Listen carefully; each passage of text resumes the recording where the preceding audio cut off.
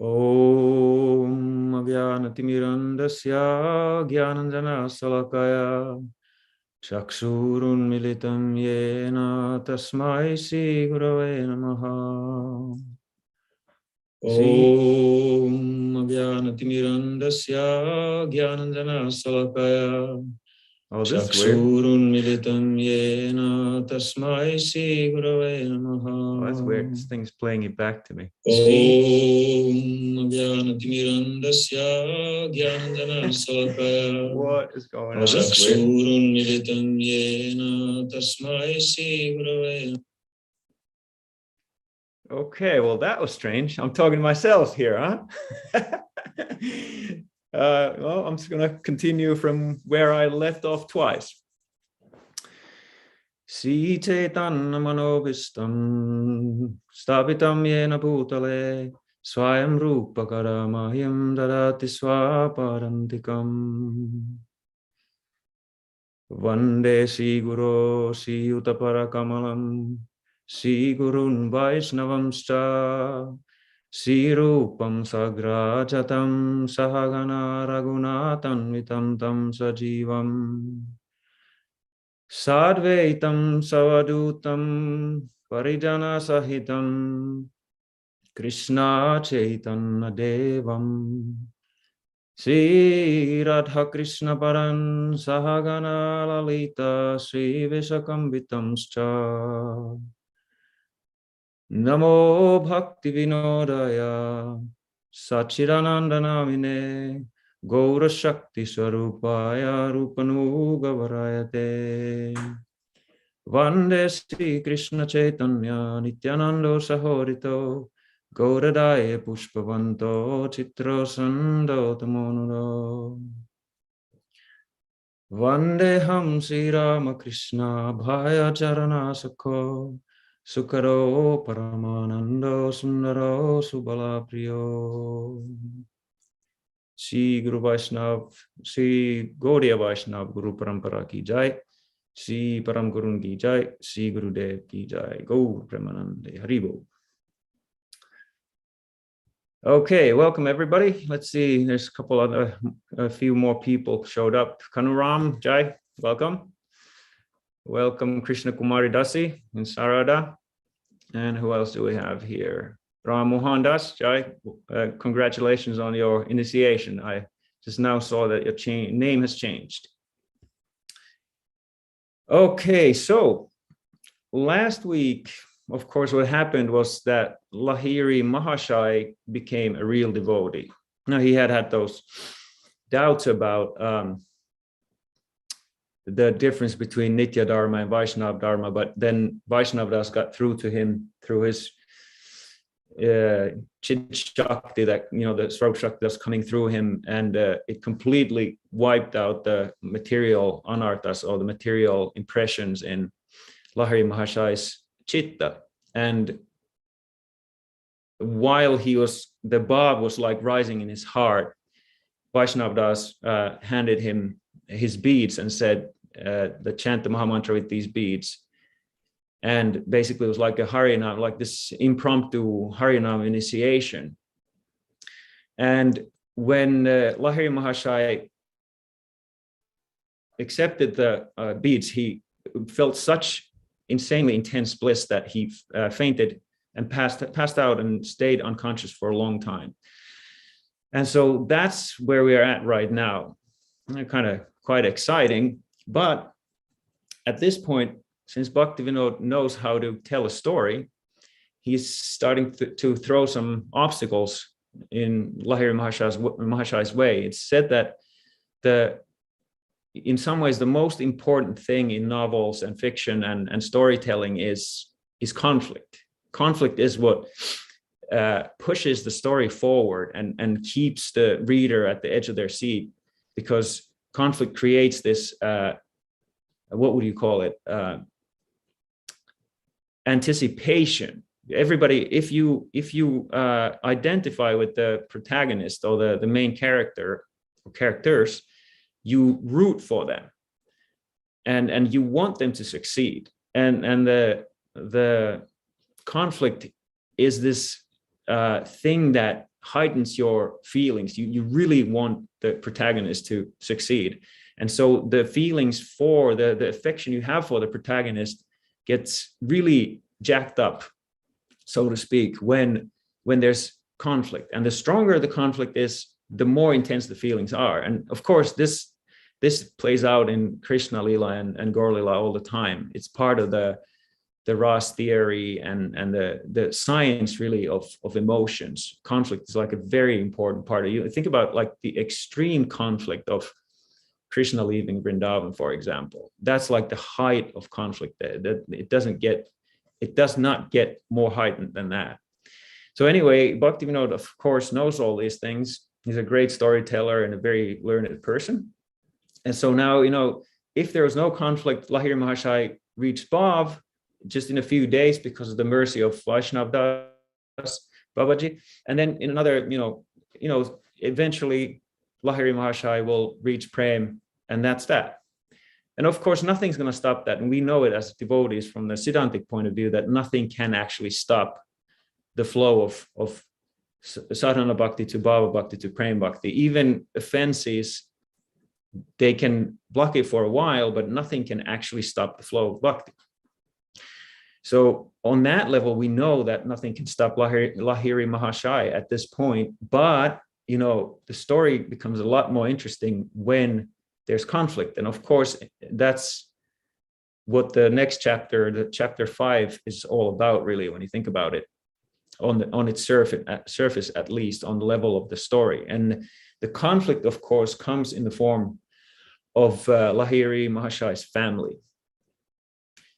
And I'm sure all of us, probably to a greater or lesser degree, unless we have devotee parents and family members, we know that that is a very real thing. When we become devotees, that tension and conflict with our family starts happening. And for myself, although I have very, very open-minded and liberal parents, they're both atheists. And well, my mom used to be, now she's an agnostic, but anyway, so they tried really understanding my choices and everything, but there was obvious conflict because of the fact that our worldviews all of a sudden started butting heads. And really, I guess what happens is, if you think about Lahiri Mahashai, his previous samskars got completely wiped away by the purity of bhakti. And so the person that he used to be basically is no more, because that person used to be the sum total of his vasanas and samskars in his chitta. And all of a sudden, like, of course, he still recognizes his family and everything, but he's not driven by the same things. He doesn't have the same attachments anymore. And that's, for the family, of course, that's all that Lahiri Mahashai used to be. So now all of a sudden he's a totally different person, and they think he's gone mad. And of course, for us as sadhakas, it's not as dramatic, because most of us haven't reached Bhav yet. So we still have a fair amount of those old samskars left. But the thing is, what happens is most of us have, and the more we have samskars, bhakti samskars from our previous lives, there's that moment when we become devotees, unless we are born in a devotee family, where that kind of kicks, the bhakti samskars kick in. They're like latent in our chitta, but they kick in at a certain point when we have that conversion experience. And that's why it seems to us like we've finally regained ourselves, and seems to our family like they've just lost us. And that's because we have this feeling as sadhakas that we are more than what material life is. And like we have this like gnawing feeling that there's something there hiding and we can't access it. And that, at least that was my experience.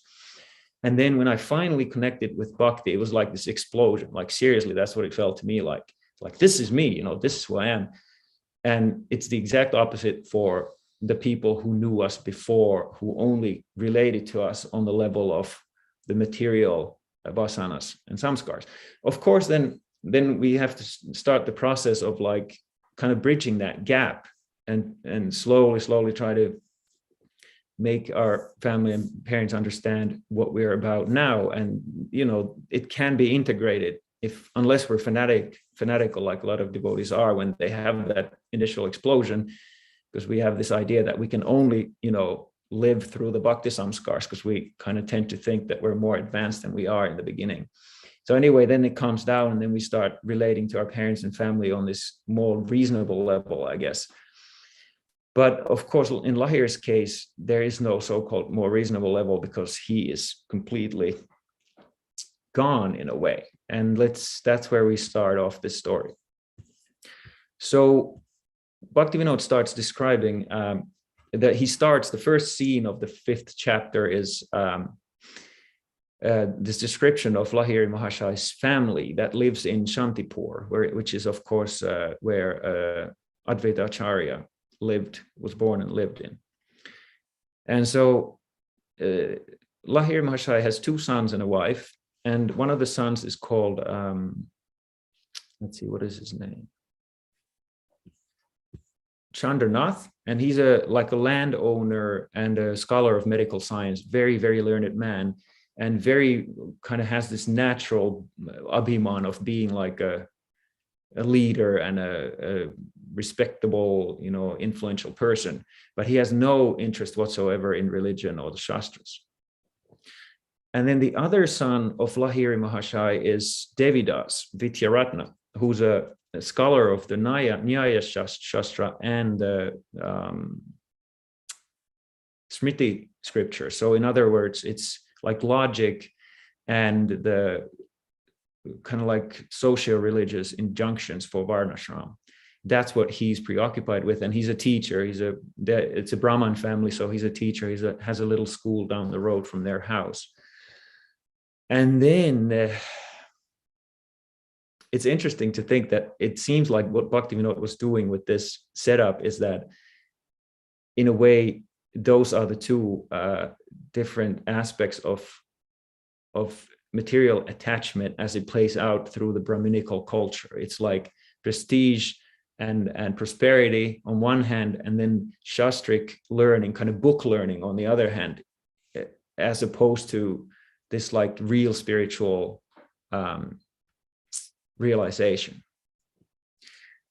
And so these are the 2 sons. And then one day these rumors start circulating in Shantipur, because Lahiri Mahashai, of course, their family is very prominent and influential in Shantipur. So it's kind of like some very influential person all of a sudden joins a cult or something. And then, the CNN and Fox News and all these, everybody's talking about it and, speculating about it and rumors and everything. So the old school way of that happening was that there was all these gossiping going on in the bathing ghats where people would gather, the marketplaces and the temples and so on. And different people are saying different things like, the old man must have gone senile, there's no point, like how could it be that somebody's that prosperous and has everything materially, but he like goes and clothes himself in rags and like hangs out with all these like kind of suspect characters in the woods of Godrum. Like, what's up with that? And somebody says, oh, this is what happens when, you just go around and shout, this is Dharma, this is Dharma. Like, you kind of, I guess the implication is that you're a little too preoccupied with like trying to find the truth, and then you go a little crazy. And then, but somebody, of course, says, some more pious person says, oh, this is a great fortune. He had material prosperity, and then in his maturity, he, took up Harinam, and this is wonderful. So this different people's different reactions to Lahiri Mahashai's decision and new lifestyle kind of show the different types of adhikar that people have. And then, of course, we react to things that happen completely based on the sort of like paradigm or the framework, the conceptual framework that we have of life.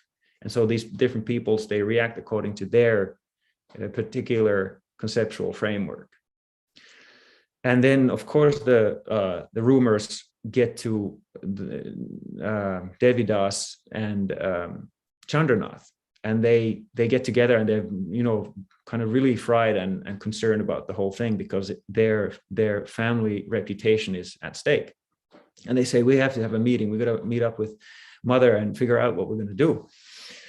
And so then they go to their house. They, like traditionally in India, you live with your parents and your grandparents and everything. So they go to their house and they are served a meal in the second story balcony of their house, which of course back in the day, if you have two stories, that was a pretty big deal. So not trick from Bhaktivinoda's parts to show that they are rich. He doesn't say anything about them being rich. And I just got to notice that my internet is unstable, so I have to see some of your faces so I can see if you move or not. I know it freezes. Okay, Kanaram's giving the thumbs up. Thank you. So then they have the family meeting, the two sons and the mother, and they're like, well, what should we do with this thing? I mean, basically, he's completely defaming us. But the mother is more pious, and she's like, well, I don't quite get what you guys are saying. Like, I heard from the wife of a leading Goswami. I talked to her just recently, and she said that my husband is extremely lucky that he's gotten the association of Vaishnavas and is chanting Harinam. And Chandranath gets kind of mad and says, oh yeah, I'm sure he's doing great, but see what he did to us, and like he's just doesn't care about us at all and lets us go to ruin, and he's just like having fun in the woods basically. So then they cook up this idea of like them convincing Lahiri Mahashai to return to Shantipur and keeping him away from others so that nobody sees how crazy he is, and basically trying to reprogram him. This is like the old school form of deprogramming. Like you bring him back from the woods of Godrum and you put him in a room and like make him readjust to society and take up his, prestige and everything. And so then they decide that the Devidas Vidyaratna should go because he's learned and everything. Maybe they're thinking that he has to convince Lahiri Mahashai on the basis of Shastra or something like that. That's my own speculation, so don't quote me on that. But Devidas says, well, the thing is, though, that Dad might not even talk to me because he always calls me an atheist and he doesn't have much respect for me at all. Doesn't respect me at all because I'm a dry logician, basically. So I don't know what to do. And then he decides to bring this maternal cousin with him who was very close to Lahiri Mahashai. And so they take off and they go meet Lahiri Mahashai. And when they get to the Pradyumna Kunja, Lahiri Mahashai is there chanting Harinam with his eyes closed there's this platform in the center of the Kunja. And all of a sudden he hears steps and he's kind of like a little frazzled, and he looks up and he sees his son and his favorite, nephew there. And he's like blown away. He's like, wow, you guys, what are you doing here? And they're like, well, we came to see you. And he's very happy to see, especially Shambhunath and the nephew. And he asks them, well, are you taking a meal here? And this is another clever thing that Bhaktivinoda does, but doesn't comment anything. He says, no, the two say, oh, no, we have arranged for our meals. And the real reason that they don't eat with them, of course, is because there's mixed castes within the Babajis, and they don't want to touch food or take food that's touched by the lower caste. And so then all of a sudden, this huge kirtan breaks out in Premdas Babaji's kutir around that area, and Vaishnavdas comes out, and they are all kind of like, what's going on? And so Lahiri and Vaishnavdas go investigate what's going on. And it turns out that these devotees have come from Katwa, and there's some excitement about that, and they start doing kirtan. It turns out these devotees from Katwa are like expert bhajanis. And they start doing this bhajan from Prarthana, which is Narottam Das Thakur's song, the compilation of songs. And this one particular song is all about like the hell of material attachment and, well, the hell of attachment to social status and prestige and these kind of things. And one of the lines is, "Oh Master, please be merciful and deliver this person intoxicated with the pride of high birth, education, wealth, and attachment to wife, children, and family members. And it's, of course, Bhaktivinoda placed this song there because if you think about where Devidas and Shambunatha are coming from, that verse is like totally like encapsulating what their problem is from the point of view of material attachment.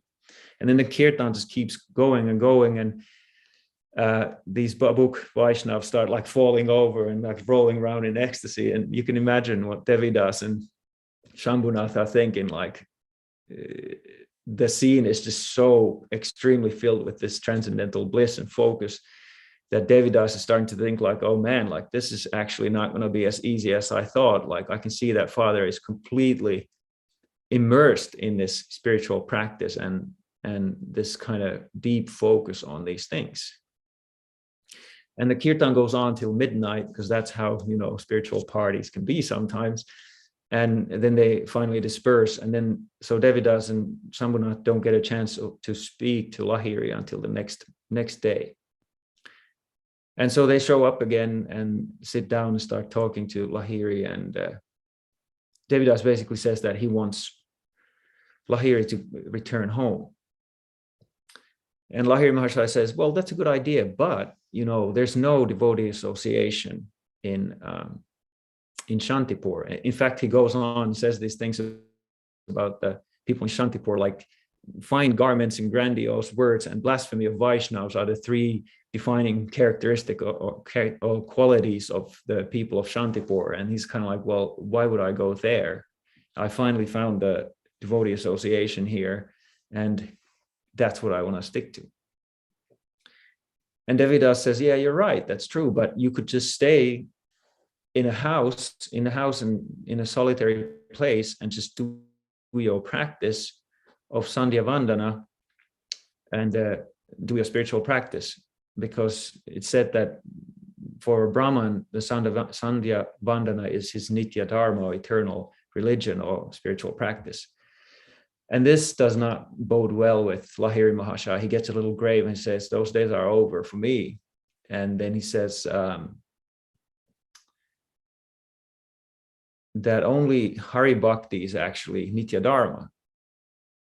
And then Devidas is a little perturbed. He's like, well, isn't Sandhya Vandana part of Hari Bhakti? I mean, like it's a form of Vaidhi Bhakti, basically. Like, what are you talking about? And this is kind of where the meat of the chapter begins, because the chapter is called Vaidhi Bhakti is Nitya Dharma, or Vaidhi Bhakti is eternal. And so this is, of course, the same problem that Lahiri Mahasaya himself had previously. And because the sons are kind of like the father reborn, the sons, repeat his mistakes in terms of these conceptual misunderstandings. And then Lahiri Mahasaya goes on to explain that there's different motivations behind the apparent Hari Bhajan that different types of people do. And this is really good for us to remember also as sadhakas. Sometimes, especially now that Bhakti and Kirtan are getting a lot more popular in the West, it's easy to think that, well, we should just, get together with all the people who are into Kirtan and do whatever Kirtan we want to do and do whatever Kirtan they want to do. And there's, some what would you call it? License for that if you do it in a way of not compromising what your chanting is about. But at the same time, we have to be aware of the fact, and this is exactly what Lahiri Mahasaya is talking about, and we can take it directly to heart, I think, that the activities can seem exactly the same. Somebody like Krishnadas is chanting the Maha Mantra, for example. The activities seem the same, but we have to understand what the motivation is behind that chanting, because all these things affect our chitta. Like if we expose ourselves to chanting that is motivated by moksha, for example, it's going to create certain samskars in our heart. And it doesn't have to be this like, oh, these guys are demons, they don't know anything. And in fact, we're going to go to that, the idea of adhikar later on, because Lahiri Mahasaya brings it up. We don't have to be judgmental or like think that we're so much better than everybody else, but we do have to be clear, I think, of the fact that there are consequences from engaging in Hari Bhajan that is not pure. And so that's something that I think we should keep in mind as I go through this.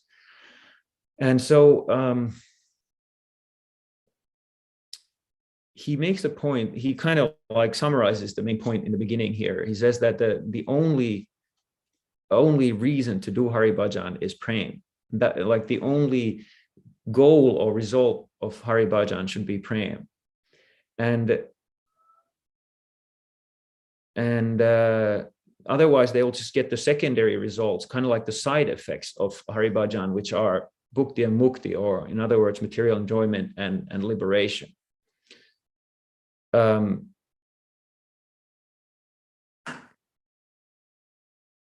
for devotees, of course, the secondary results are akin to like trying to break nuts with an iPhone or something. It's like you're using this amazing thing for something that's way below what it actually can do. So, but of course you can't say like if you have a monkey and you give it an iPhone 13 Pro Max, it starts cracking nuts with it, and you tell them, no, you got to do this and this. It's beyond their adhikar to actually know how to use an iPhone. Well, actually, it's probably not, but let's assume it is because monkeys are very smart. So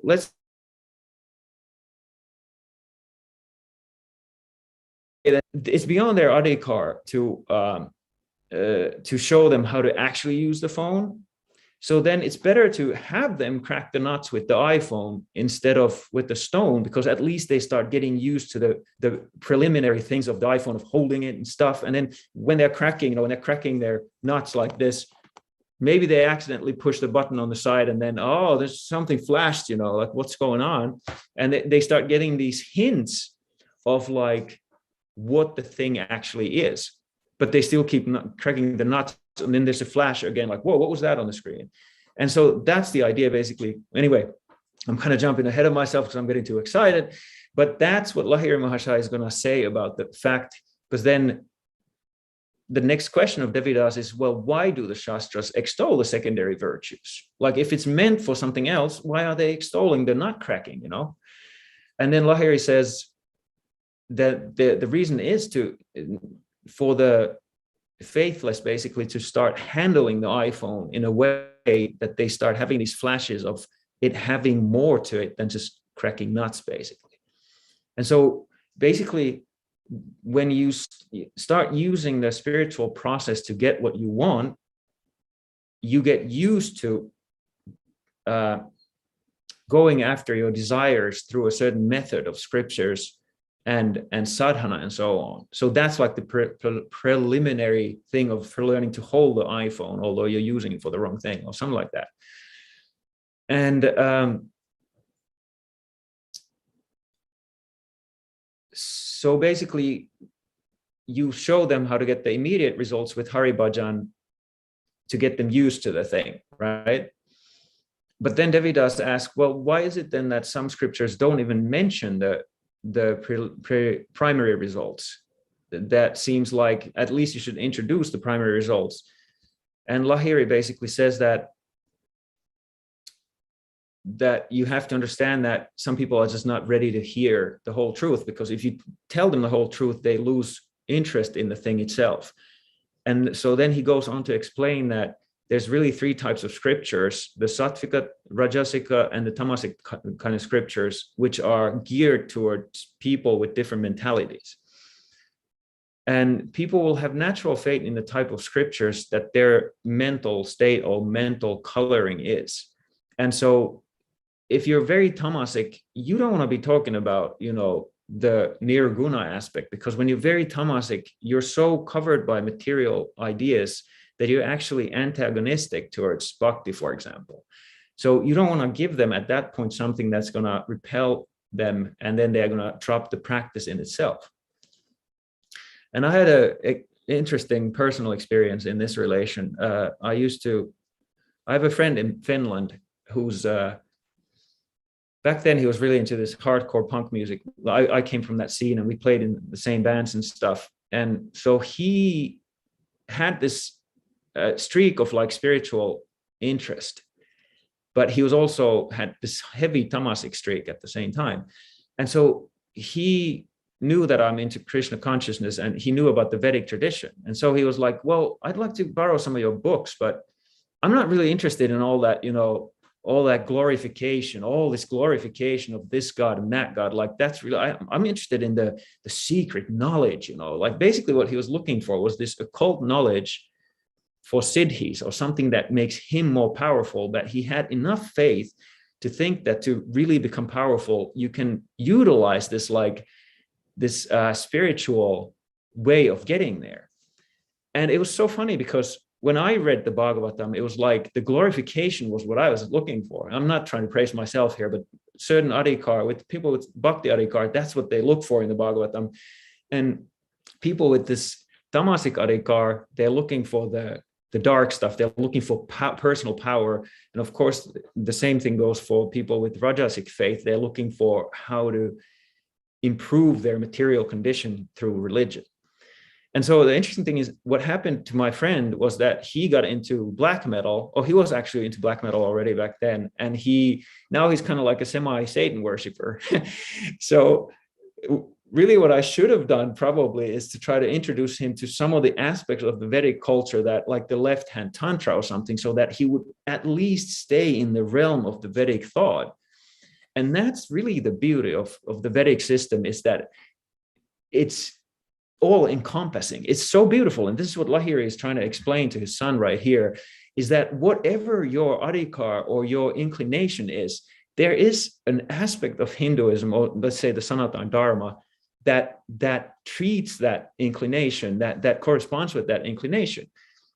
And so although it can be really rough, like you think about some of the Durga worship, I mean, they like have sex, they have these Durga pujas, I'm not going to go into detail, but they like have sex with other people's wives who are in the same space, they have wine, they smoke pot, they do everything that is wrong based on the Sattvic Shastras, but they do it in the context of worship.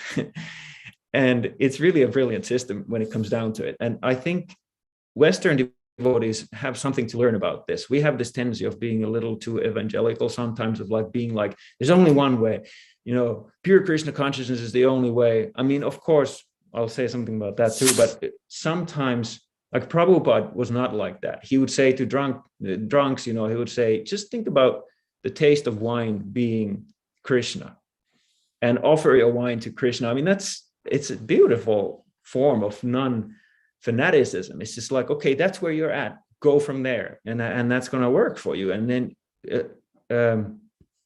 yes, Krishna Kumar says a point of entry for everyone. Exactly. And so it's so accommodating, such a beautiful path. And of course, Harinam is extremely purifying, and anybody can chant Harinam. And so probably what I should have told my friend is, oh, you want to have siddhis and these dark powers? Why don't you chant Hare Krishna? It's like, it's the Dark Lord, the name of the Dark Lord. You'll get that. You'll get, your evil Lord from it. He cheats you. The women cheat their husbands with him, and he's a real debauchee or something like that. But I was not smart enough back then. I was much more fanatical, so I was not smart enough to think of that answer. Anyway, let's move forward. So after Lahiri explains all these different types of shastras and how they are perfectly geared towards different kinds of mindsets and adhikars, he says to his son, I used to call you an atheist, but now I don't criticize anybody because everyone behaves according to their adhikar. And that's exactly what we were talking about. And I'm kind of wondering if I should go into this. I guess I'll just go for it. I'm kind of going too slow again, but stuff's coming up, so I'm just going to talk about it. There's this behavioral scientist called Brené Brown. You might have heard her name. She's this lady from Texas who kind of inadvertently became this sort of like a self-help guru, but she's very different from your typical self-help gurus, because she's basically a scientist who studies. She's like a psychologist, but she bases her studies on data instead of theory. And she had this thing, she did this study, and she asked these deacons, for example, these like religious clergy, whether they believe that in general, people are doing the best they can with whatever they have. And she said that it's pretty much like a 50-50 thing, that most half of the population thinks people are not doing the best they can, and half of them people think that people are actually doing mostly the best they can. I mean, it's not like everybody, but like as a general principle.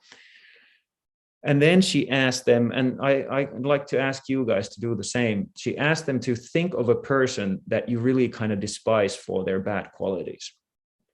Just bring a person. It can be anybody from your family or somebody you know, or even some like public person or something.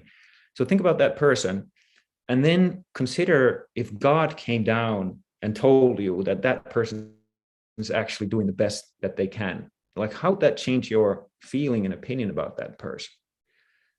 And it's, I'm not saying that it's necessarily true in every case that people are doing the best they can, but if you want to have more compassion and more empathy for people, it certainly helps to think like that, at least strategically at certain times, to think, well, they are doing the best they can with whatever adhikar they basically have.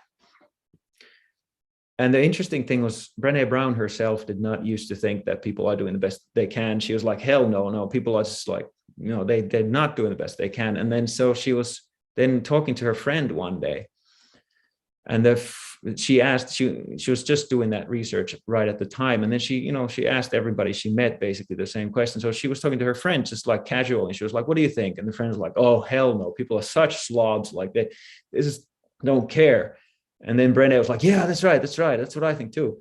And then the friend said, yeah, take for example women who like don't breastfeed longer than like less than a year, or they only like breastfeed like less than a year or less than a half. I mean, come on, like what kind of people are, why do they even have to have kids if they can't breastfeed for longer than that? And they say they give this and that excuse, but that's just selfish. Brené Brown goes, yeah, those people suck, right? And turns out she had not breastfed her kids more than half a year. And what she wanted to say to her friend was, I was doing the best I could. But of course, she didn't end up saying anything to her because it was so awkward. So anyway, the reason I'm bringing this up is basically what Lahiri Mahashaya is saying is that everybody is doing the best they can with the adhikar that they have. And so to criticize somebody who's doing the best they can, that's actually a form of spite, or what would you call it? It's a form of like ill, I can't find the right word, but it's malicious really.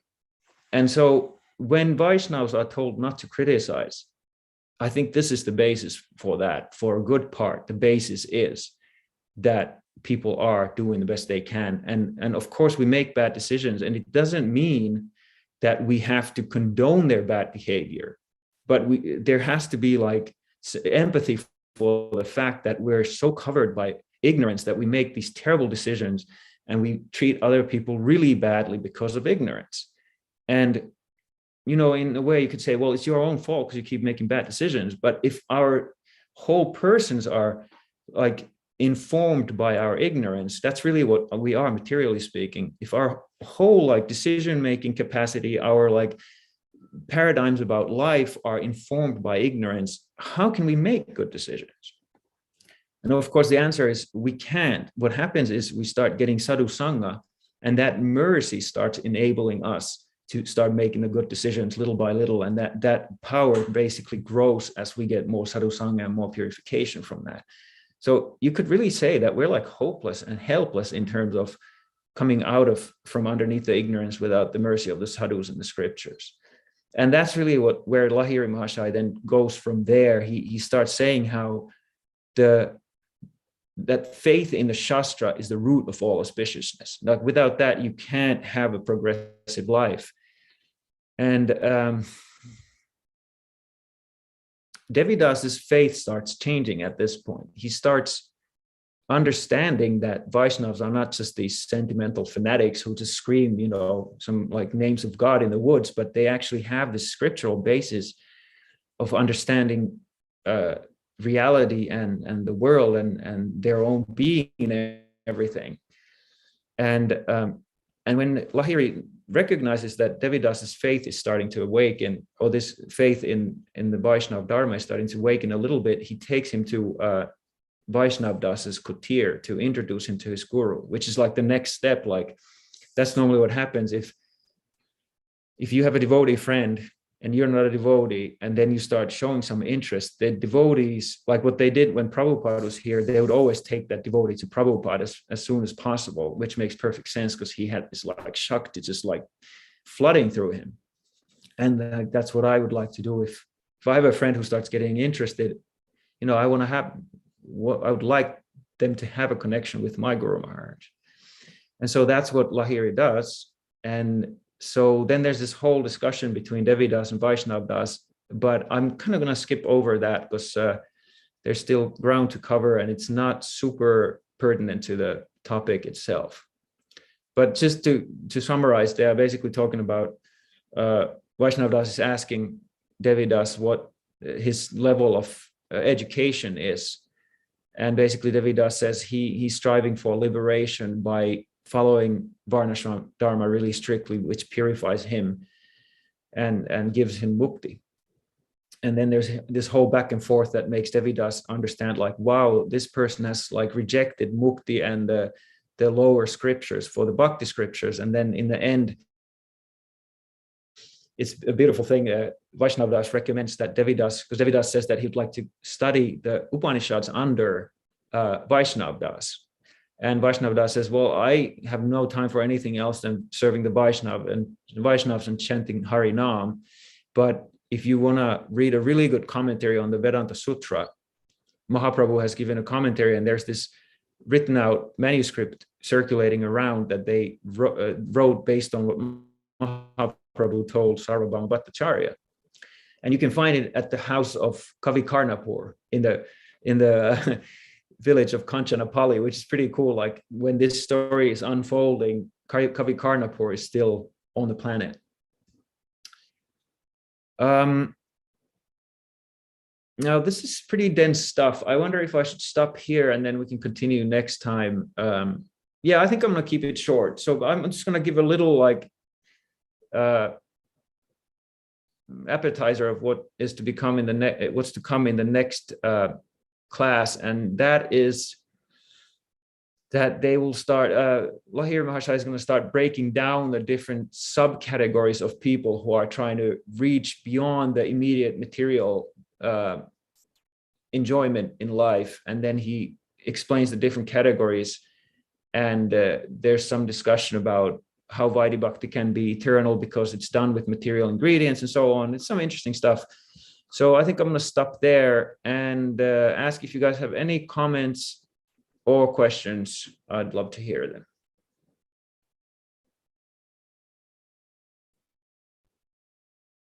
Oh, there's some comments in the chat.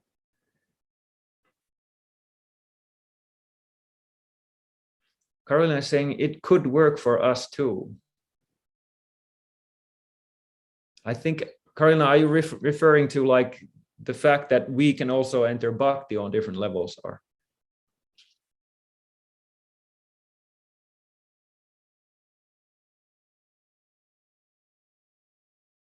I think she might be typing. If anybody else has a question or especially a comment, I'd love to hear. Haribol, Gurunistha, thank you. Haribol, hi. I have like a sometimes a very focused mind. So I was cooking, I couldn't catch all of it. So excuse me if I didn't understand the point, but this was really helpful for me to hear that for my own self-work, to know that I can give myself a break, you know. Yeah. Like sometimes I might just not have an adhikar to actually overcome something. And it just might have to be something like in Christianity. It's like you're just going to have to like deal with this one, you know. How do they say, what you can't change, you should tolerate. So, I mean, in Guru Maharaj's Gita, you know, one of those verses, one of the first verses when Krishna begins in the second chapter, like to lay down like what you need, like before he starts laying out like this is how the supremely realized person is. But prior to that, as Guru Maharaj comments that I forget the verse, but he says tolerance is number one. Like that's the premise of that, like the basis that everything builds on. So just try to tolerate whatever I can change in myself. And to actually know that, okay, there's an adhikar that might be playing into it heavily is also like, whoa, like that's a good, gives me a little bit of a break to myself and being like, oh, why aren't you getting better with this thing already? Like, come on, like you're doing so much sadhana, you should get over this issue already, you know? So yeah, I appreciated Yeah. that. Thank you. Yeah, thank you. That was a great comment. I mean, I'm like so aware of that dynamic in my own sadhaka life because of when I came to Audarya, I was like so beyond my adhikar for a couple of years, especially the 2 first years. I mean, it got easier, but like, man, I was really, really beyond, way beyond my adhikar. And then you can feel it because everything becomes a struggle. Like I always remember Archan Siddhi saying how it took her forever to clean toilets in the ashram, because really what it is the whole internal system gets completely out of whack. It's almost like if you have a compass, right? But then you have this huge block of magnet and you go like this around the compass, it's going to get totally like weirded out of whack. And that's really what it's like, because like the compass is based on the material directions and the magnetic fields of the earth. But then you have this outside force of bhakti that has a completely different magnetic field of its own, and it messes up your internal systems at first if you come to sangha that is beyond your adhikar. But of course, that kind of like unsettling thing, what happened, of course, with a lot of Prabhupada disciples, with Prabhupada and stuff, what it does also give you is this huge opportunity to revamp yourself. Actually, Omkar, that's the point you made. That was a really good point, because when you made that point in your interview, I said, oh, it's so rough.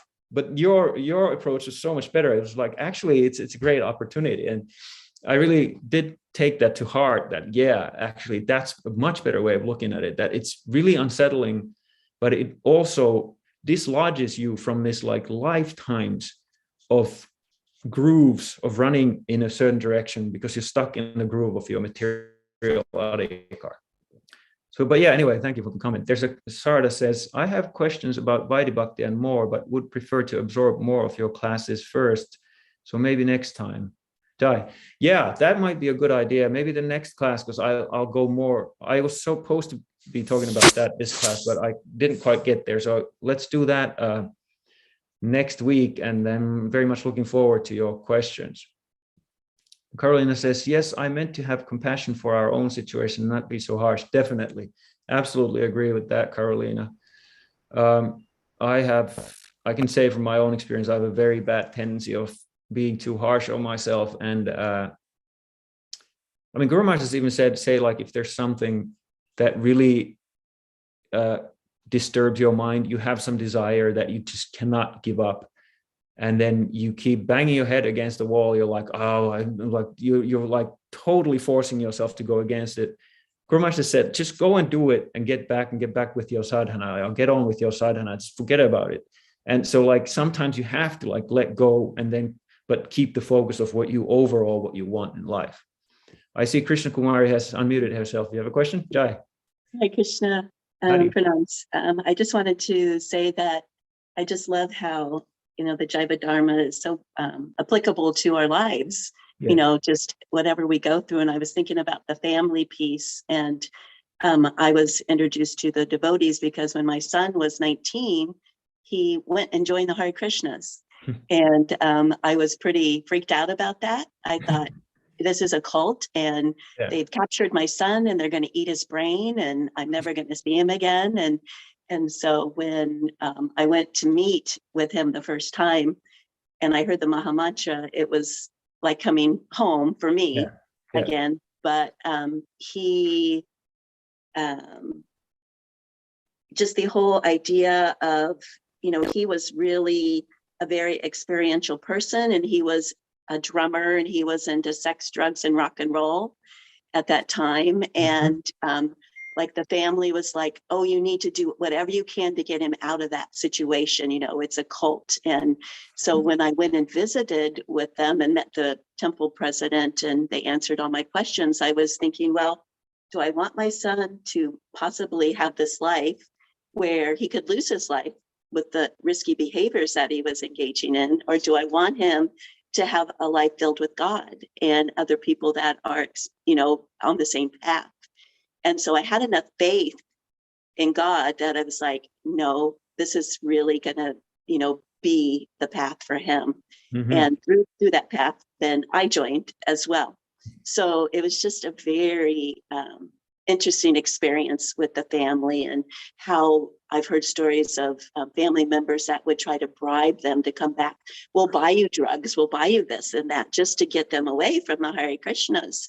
And I am just so grateful every day for Krishna and for the devotees, for this process and being able to be a part of it. So it's pretty amazing. And also the part about the psychologist and people doing it the best that they can do. And that is just so helpful, even though we're all devotees, I still have family members that just really, when I first joined, it's like everybody was a demon, if they weren't in Krishna consciousness. So it was kind of like that polarized kind of way of thinking at it. And so now it's like more, they are doing the best they can. We all have this conceptual framework from our families and that come with us from that experience and from our past lives. And we're all trying to work through that, right? Yeah. So that was just very, very helpful in being compassionate. And, I'm not perfect, so I still have times where it's like, wow, that is just really demoniac, or why are they acting like that? And I just don't want to have anything to do with them. But it really gives us a framework for compassion and to get a deeper understanding of our Krishna consciousness. So thank you so much. Yeah, beautiful comment. That's a great story about your son and how you came to Krishna consciousness. How long ago was that? It's been like 21 years. Wow.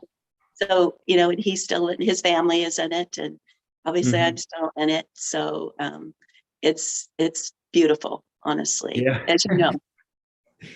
I've never heard that before, that some people actually say that they will give drugs to their kids if they get away from, that's so extreme, but really shows you where people's adhikar is at, that they would feel that being a devotee is actually worse than doing whatever it's going to be, heroin or whatever drugs they're doing. I mean, that's incredible. Right. Yeah, I was also thinking about, I'm looking at my notes here.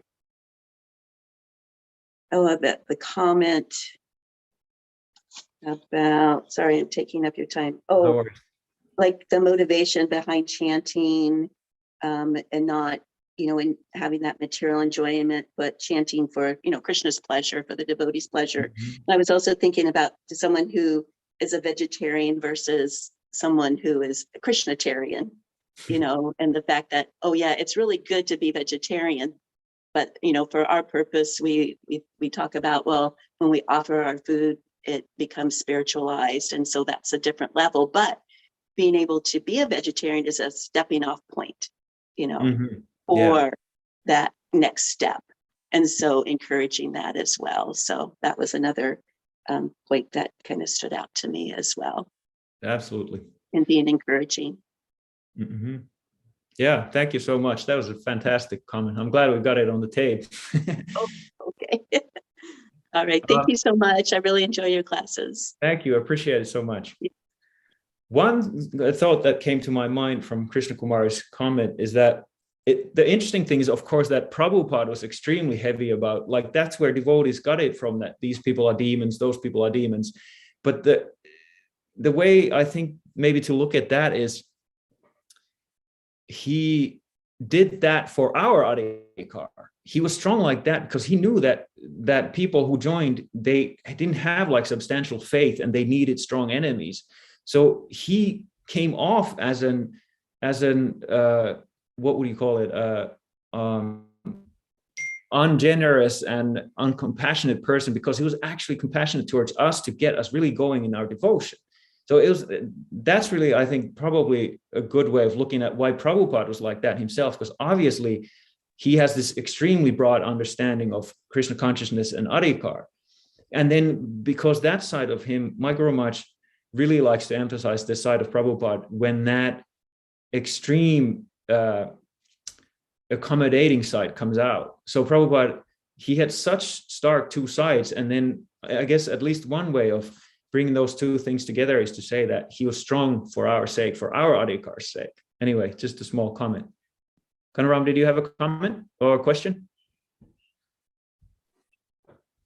Yeah, I was just thinking about what you're saying about trying one's best, and I sort of have like two opposing feelings about what goes on there, because I sometimes have wondered, like I have a perfectionist side, which is like, what would it mean to where I feel like, what would it mean if I were to try my best? Excuse me, I got some radio traffic. If I were to try my best, what does that really look like? Where if I were really regulated and I really spent my time wisely and got on a schedule and got on a routine, because I don't really even know, like, what does my best look like? I'm not, but on the other side, or somewhat in the middle, like I'm not able to design my life. I lack the adhikar to design my life in such a way to be really regulated, so I could be like my ideal best. So lately, I'm just trying to like make a shorter list of things and get through some of them in the day, like, and kind of keep those promises to myself. I'm going to do X, Y, and Z today, and try to keep my list short. Mm-hmm. I try not to overdo it, but interesting. I'm a Brene Brown fan to some degree. I read some of Daring Greatly and appreciate her comments on vulnerability and courage. And anyway, she has a nice way of not being too sentimental, but not being too rigid and dry either. She's really like a nice balance between the two, I think. But that's a really good comment that you made. Like, basically what you're saying is like, maybe if we think that we are doing the best we can, we don't allow ourselves to be better than we could be. Maybe that's like a paradigm that keeps us from making more progress. But the thought that I had, I don't know if you were thinking about that, but that's kind of what came to my mind from your comment, that you feel like, I guess, like you could do better. Mm-hmm. But I could definitely do better. Right. I could be like a strong devotee if I were to push myself, but it's not really in my nature to be like even an ambitious bhakta. I'm not like ambitious about a lot of things. I'm not really ambitious as a bhakta necessarily. I'm interested to some degree, but I'm not super ambitious about it. Right. Then this thought came to me from that too, because I was thinking about the same thing, and I actually talked to my wife about this point yesterday before, when I was prepping the class. And so the thought that came to me about that is, it's true that we could be better than we are right now, but it's not maintainable mostly. Like, okay, like I could like chant 64 rounds, I could be better than I'm right now, but how long could I actually maintain it? Like, I think when we talk about doing the best we can, it means sustainably, right? So in that way, I can say for myself, I couldn't really do much better than I'm doing right now, because I have, but I guess one point comes to mind from that as well. And that is that things like Kartik and like Ramadan in other religions, or Lent in other religions, those I think are designed to do just that you can incrementally up your adhikar by having these intense periods of time that don't last for your, like, that are not continuous, that enable you to feel what it would be like to be better, but that you can't maintain. And then when you have that every year, and you really like focus on doing more than your adhikar is for that short period of time, it's clearly like a system in all the major religions of the world to like gradually up your adhikar by being better for a short moment than you are, I guess. I don't know, it's just a thought. Yeah, interesting. Yeah. Thank you. I've been catching up on your classes on Spotify, so thank you. Thank you. I'm very glad to hear. Kind of like a thought came to my mind, kind of like going to a mela, like people coming to Madhuban for a mela. It's like, whoa, it's beyond my adhikar, and it's like an explosion of current, and then you come back to your everyday life, and you're like, oh my God, like This like, where did Krishna go? Even, you know, Yeah, that yeah. happened to But me more than once.